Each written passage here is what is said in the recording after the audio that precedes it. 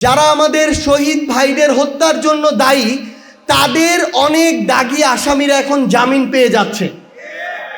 আমাদের আহত যোদ্ধাদের উপরে এই ঢাকা শহর থেকে শুরু করে বিভিন্ন জায়গায় যারা হুমকি দিয়েছিল, আক্রমণ করেছিল, লাঠি দিয়ে পিটিয়েছিল, তারা এখন আবার ওই একই জায়গায় বুক ফুলিয়ে বেড়াচ্ছে এবং আমার আহত যোদ্ধা আর শহীদ পরিবারদেরকে বলছে যে তোদের সময় শেষ হয়ে এসেছে, আমরা ফিরে এসেছি, দেখব তোরা কি করতে পারিস। এইরকম হুমকির মধ্য দিয়ে আমার শহীদ পরিবাররা যাচ্ছে, আমার জুলাই যোদ্ধারা যাচ্ছে। আমরা বিএনপিকে আহ্বান করব যে আপনারা যদি আপনাদের জায়গা থেকে মনে করেন যে আপনারা বিরোধী দলের কবর খুঁড়বেন, আবার নিজেরা সংসদীয় স্বৈরতন্ত্রের পথে হাঁটবেন, তাহলে মনে রাখবেন ওই কবরের আপনাদের জায়গাটা হবে সবার আগে।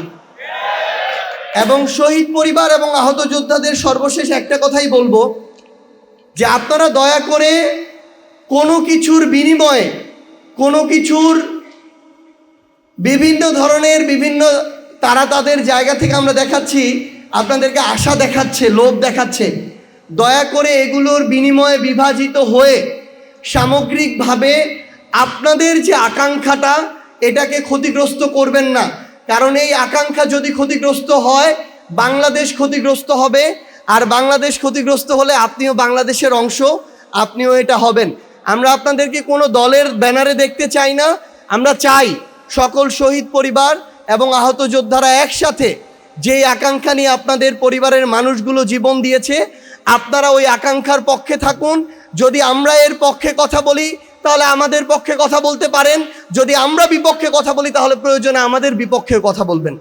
জুলাই সনদের 84টি বিষয় ছিল, এর মধ্যে বিএনপি দলগতভাবে নোট অফ ডিসেন্ট দিয়েছে 10টি বিষয়। ওই 10টি বিষয় হচ্ছে বাকি 74টা বিষয়ের চেয়ে বেশি গুরুত্বপূর্ণ এই রাষ্ট্রের জন্য, সংস্কারের জন্য, অগ্রগতির জন্য।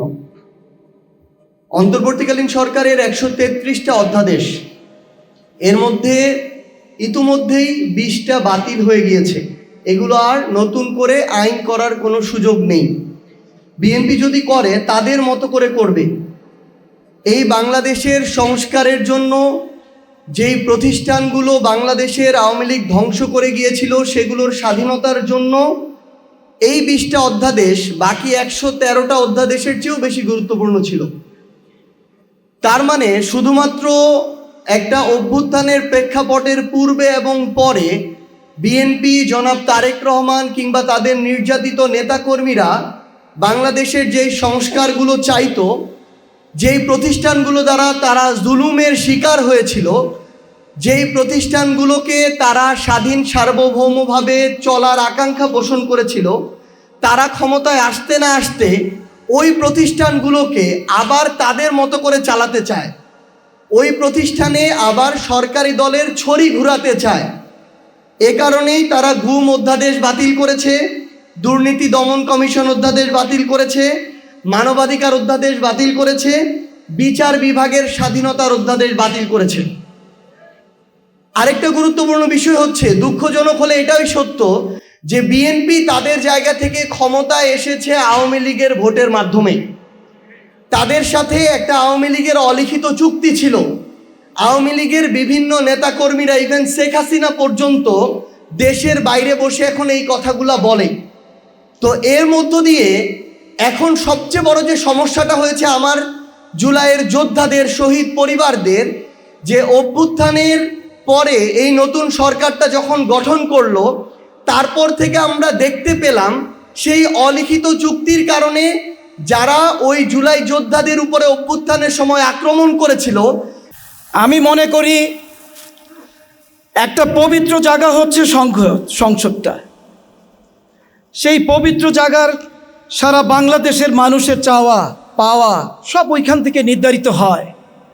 মানুষের স্বপ্ন আজকে জুলাই সদন নিয়ে যা হচ্ছে রীতিমতো রং তামাশা। আমরা কখনো বিশ্বাস করতে পারি নাই যে আজকে আমাদের রাস্তায় দাঁড়াইতে হবে। আমরা মনে করেছিলাম যে 5ই আগস্টের পর থেকে আমরা নতুন একটি বাংলাদেশ খুঁজে পাব। আমরা কি পেয়েছি ভাই? আমরা এখনো পাই নাই। কেন পাই নাই? কারণ আমাদের সাথে প্রতিশ্রুতি ভঙ্গ করেছে তারা রীতিমতো আমাদের সাথে গাদ্দারি করছে। তারা ভোটকে 70% জয়ী করেছি। সারা বাংলাদেশের মানুষ যেই জায়গায় সবাই তাদের স্বীকৃতি দিয়েছে যে না, আমরা এইভাবেই সংসদ পরিচালনা চাই এবং দেশটা এইভাবেই চলবে, কিন্তু তারা সেই আমাদের আশ্বাস ধূলিসাৎ করে দিয়েছে। আজকে বড় কষ্ট লাগে। একটি ছেলে হারিয়েছি, তাদের কেউ কিন্তু হারায় নাই। তারা কোথায় ছিল? তারা এখানে কিন্তু ছিল না। আজকে আমার বাচ্চার বয়সটা মাত্র 14, ও কি বোঝে? ও আন্দোলন কি বোঝে? ও সবসময় একটা কথাই বলতো, সেটা হচ্ছে যে বাবা, শিক্ষা দিয়ে তুমি কি করবে? শিক্ষা দিয়ে কি কাজ? বাবা, শিক্ষা দিয়ে কিছু হবে না। এখন শিক্ষা এখন নাই বাবা। এটার মধ্যে বৈষম্য চলে আসতেছে। তুমি যে বলতেছো যে আমি বড় হয়ে বড় কিছু হব, চাকরি করব, বড় কিছু করব, কিচ্ছুর আশা নাই বাবা। তা ঘর থেকে যখন একটি 14 বছরের শিশু সে মায়ের কাছে শেষ খাবার খেলো, এক মুঠো ভাত খেতে চেয়েছিল সেদিন, যে মা তুমি আজকে খাওয়াই দাও আমাকে। 5ই আগস্টের দিন, চাঙ্কারপুল, সেখানে অনেকেই উপস্থিত ছিল। ওই মর্মাহত সিনটা সবাই দেখেছে। আসিফ মাহমুদ ভূঁইয়া ওইখানে ছিল, সে দেখেছে, সে বলেছে যে আমার সামনে লাস্টে এইভাবে বলল। ওইখানে বাদী হয়ে গেছেন বাড়িওয়ালারা পর্যন্ত, যে একটা শিশু, সে একটা বাচ্চা, সে বাসা থেকে বের হয়েছে যে মা আজকে নতুন বাংলাদেশ হবে। এর চেয়ে আর কষ্ট কি হইতে পারে? আমরা কিছু বলার ভাষা নাই। আমার একটি মাত্র ছেলে ছিল, সে 10 পারা কোরআনে হাফিজ ছিল। কি পেলাম আমরা? আর সংসদে বসে বসে আপনারা হাসি ঠাট্টা করেন, গল্প করেন। কিসের দাবি? কোত্থেকে আসলো আমাদের দাবি? তো আমাদের হইল না কেন?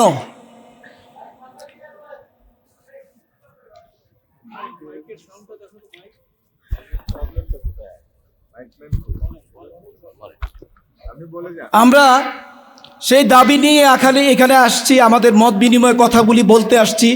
খুব দুঃখ লাগে, কষ্ট লাগে। আমরা সব হারাইছি, এখন হারানোর কিছুই নাই। আপনারা পূর্ববর্তী যেই কথাগুলি বলে গেছেন, যে ইয়েগুলি বলে গেছেন, সেইগুলি বাস্তবায়ন করেন।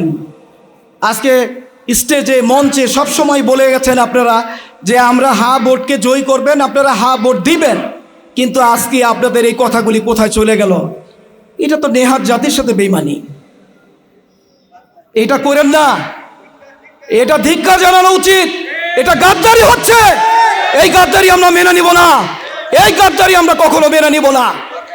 আমি বলতে চাই, আজকের এইখান থেকে শুরু হোক যে প্রতিটা গাদ্দারির জন্য আমি চাঙ্কারপুলে এমন কি আছে যে আমি সব কিছু ডিটেলস নিয়ে আসছি। আমার কাছে সমস্ত ভিডিও আমার কাছে আছে, এবং কি আন্তর্জাতিক ট্রাইব্যুনালে আমি সব দেখাইছি।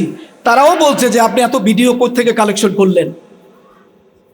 সুজন, সে 10-12টা গুলি করে ফালাইছে, তারা দিছে 6 বছরের জেল। খুব হাস্যকর ব্যাপার। আর যে পালায় আছে তারা দিছে ফাঁসি। চিন্তা করে দেখেন, কাদের কাছে বিচার চাইবেন আপনারা? এর জন্যই বলি, আমার শহীদ ভাইরা এবং আমার আহত পরিবারের যে ভাইরা এখানে উপস্থিত আছেন, আপনারা মাঠে নেমে যান। মাঠে নামবেন না আপনারা? অবশ্যই নামবেন আপনারা মাঠে। আমাদের জুলাই সদন বাস্তবায়ন করতে হবে ইনশাল্লাহ। এটা বলেই আমি শেষ করলাম। আসসালামু আলাইকুম ওয়া রাহমাতুল্লাহি ওয়া বারাকাতুহু। সম্মানিত উপস্থিতি, এ পর্যায়ে